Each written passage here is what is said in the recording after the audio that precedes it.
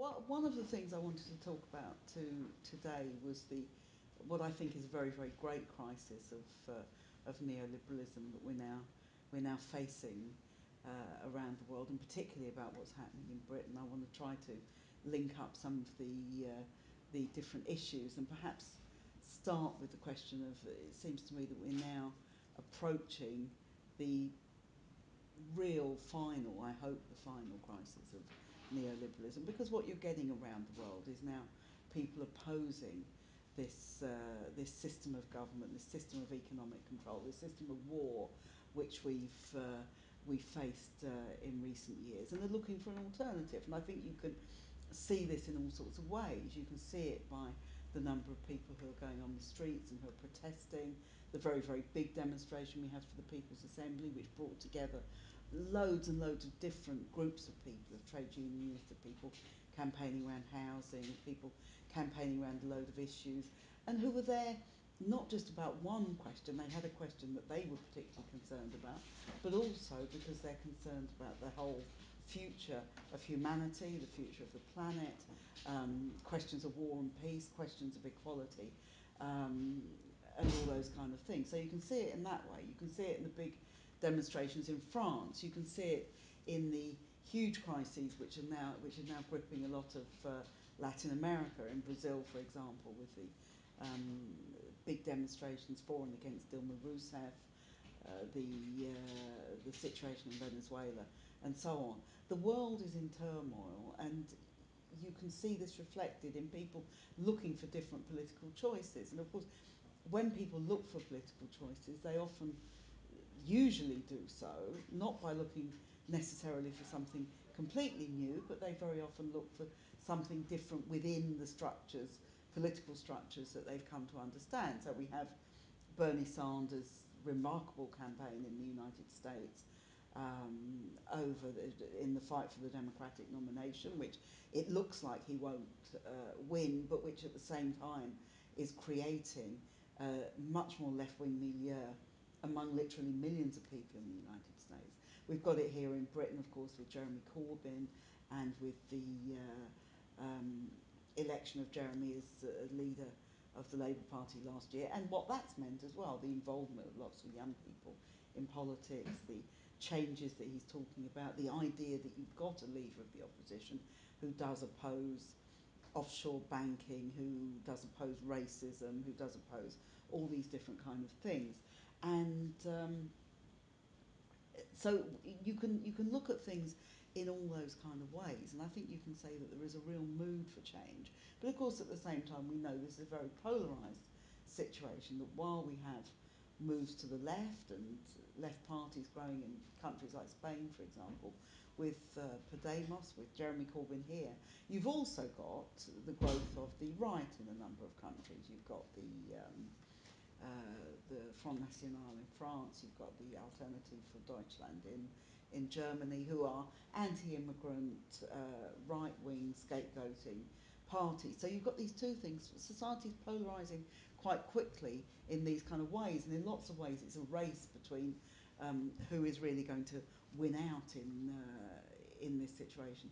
Now here in Britain we have a Conservative government elected by a minority of the electorate, on 37% of the vote, and around about a quarter of the whole electorate, which is determined in the 5 years that it hopes that it's got to ram through as many austerity attacks and as many anti-working class policies as it possibly can. But already it is meeting a great deal of opposition. George Osborne, his budget in March was very much opposed over questions such as over disability benefits. In fact, he had to immediately say that he would not be continuing with the attacks on disability benefits. And that budget was very, very difficult for him. Since then, we've had a series of crises for the Tory government, including the crisis over the budget, the resignation of Ian Duncan Smith, the Panama Papers, a whole series of things, and lots of legislation which is now getting mired in the House of Lords, one of the ironies of British politics is that with this Tory government, the House of Lords has become a scene of opposition, unelected, unaccountable, but nonetheless not prepared to go along with the worst excesses of the housing bill, of the trade union bill. So all of those mean that the government has huge problems. One of the reasons it has huge problems is because there is a left-wing leader of the opposition, but another is because people are growing strongly opposed to the policies of austerity. How can it be right that the richest become richer and richer, while the poorest, and not just the very poor people, but the majority of people in this country, you feel now, are struggling in terms of getting a decent education for their kids, being able to afford housing which is suitable and which is decent, being worked more and more in terms of an intensification of work, the growth of insecurity and precarity at work, and all of those different things. So those are things which are very much resonating with millions of people. And when people say, you know, why is it that we have wars? Why is it that we have food banks? Why is it that we have homeless people on the streets of one of the richest countries in the world? These are big questions, I think, for all of us. One of my main concerns, obviously, is the questions of war and peace. I've been involved. I helped to found the Stop the War Coalition in 2001. We've got our 15th anniversary this year, which is fairly astonishing when you think that this war on terror is a war which has gone on longer than the First World War, longer than the Second World War, and longer than both of them put together, with still no end in sight.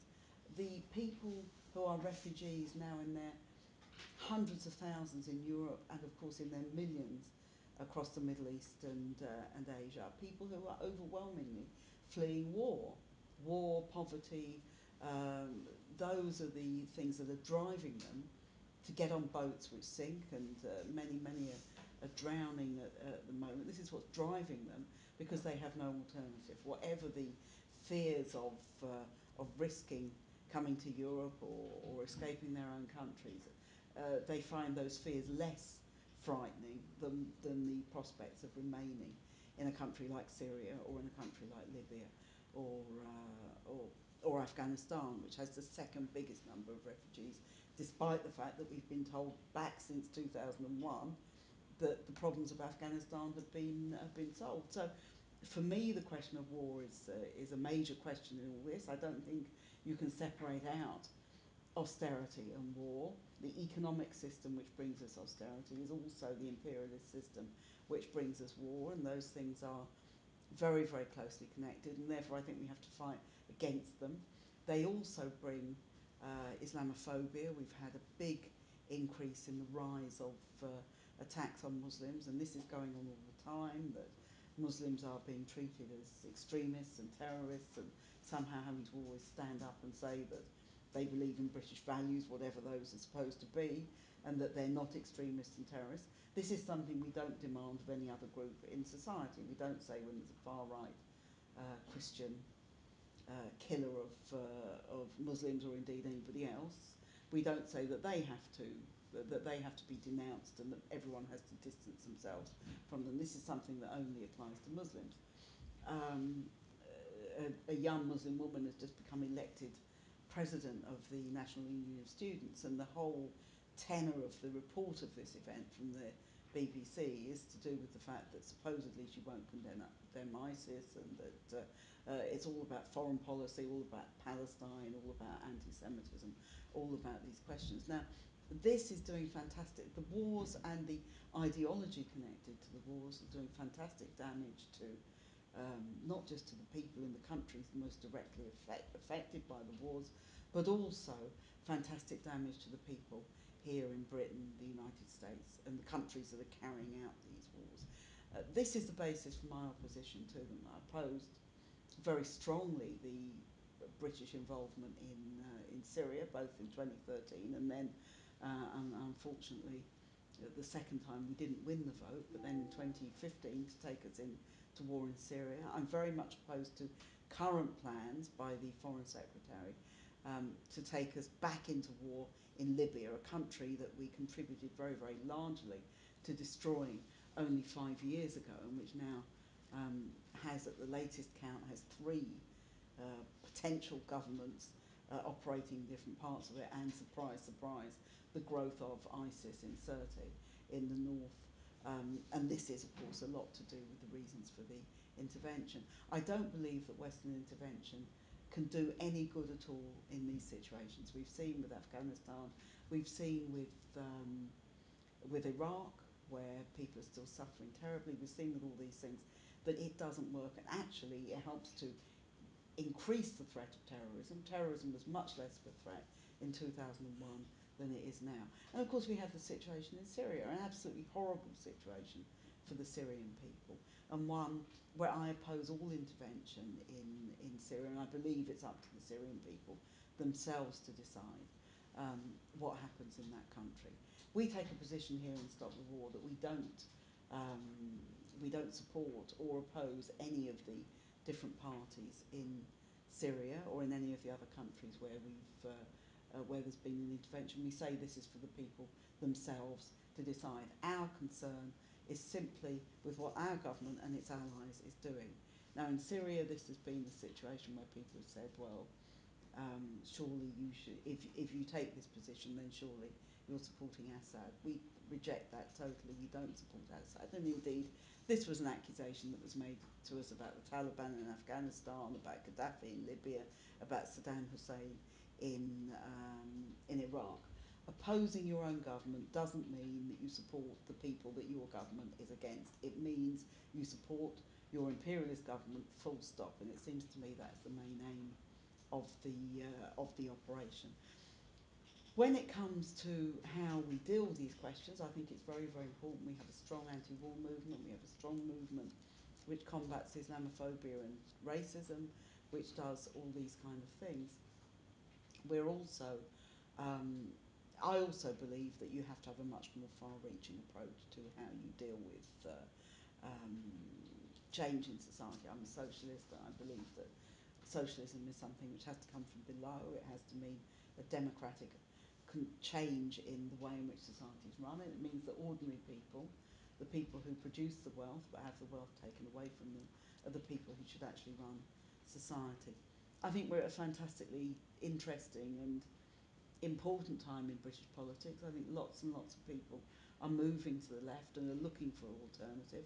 I think it's up to the left in this country to be able to provide answers, to be able to work around the issues which most face people, but also to say there is an alternative to this. We could run society in a different way, and that's the kind of world that I think is something that we can all contribute to. So it seems to me that when we're talking about what we think about politics at the moment, Jeremy Corbyn's a fantastic asset, I think, but obviously I don't think change is going to come through Parliament, and I don't think change is going to come just through Jeremy Corbyn. It requires the mass activity of millions of people in order to change the world for the better. And there are many, many signs that lots and lots of people around the world agree with me.